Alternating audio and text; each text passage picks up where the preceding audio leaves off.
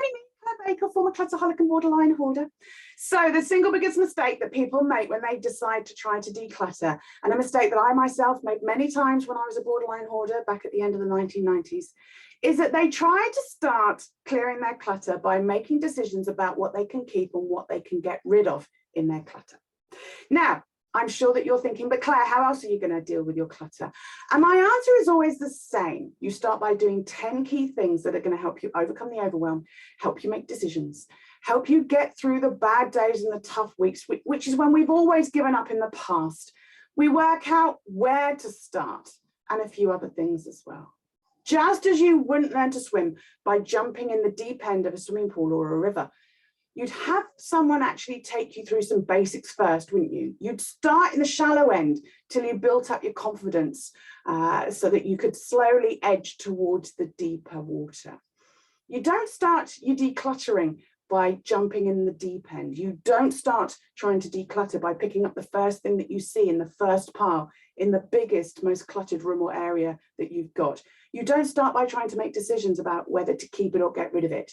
You don't need me to tell you that because you've done that in the past, I'm sure. When I reached my true turning point with my clutter challenge on Millennium Eve, I realized that if I just kept jumping in the deep end with my decluttering, I was going to keep failing and giving up. I was going to keep drowning. And I'd been doing that for years and it kind of wasn't working. The ironic thing is, in my teenage years, I was actually a really good swimmer. I was a great swimmer. I'd swum for my county. And if I hadn't had ME and glandular fever, I could probably have gone quite far with my swimming.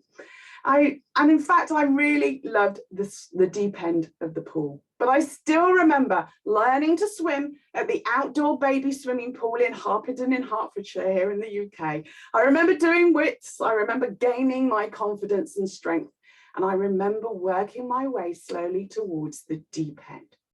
So even though I became a good, strong swimmer later on in my teens, I still remember having to learn in the baby pool as a child. And I was going to have to do the same with my clutter if I wanted to make sure that the overwhelm didn't drown me again. I had to discover and master 10 things before I even started working on my visible physical clutter. I had it in 11 rooms and areas of my home. It was overwhelming.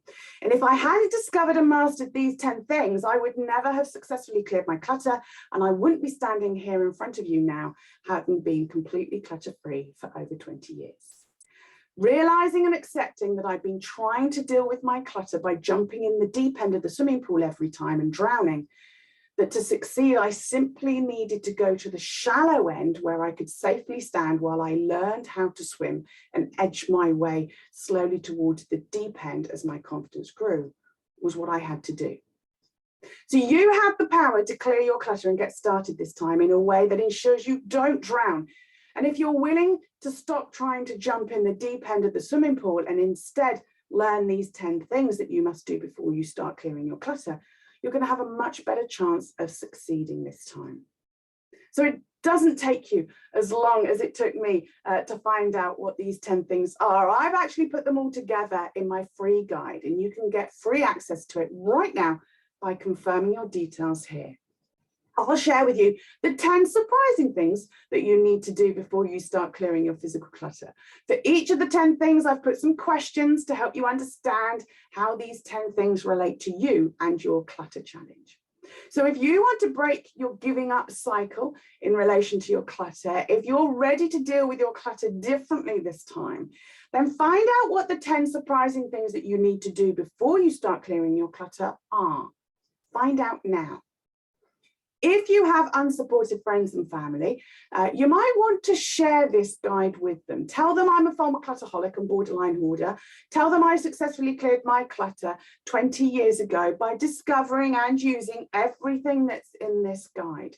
Tell them that I've been successfully helping other clutterholics and hoarders around the world to clear their clutter for more than 20 years. And they all started by applying these 10 things in this guide. I promise that if you go through the questions with them, they will start to understand why you struggle with your clutter and why this isn't just about the stuff. This guide is free and you'll get immediate access to it once you confirm your details here. So stop struggling, Start succeeding, and let me help you get started fast by sharing the 10 things that you need to do before you start trying to clear your clutter.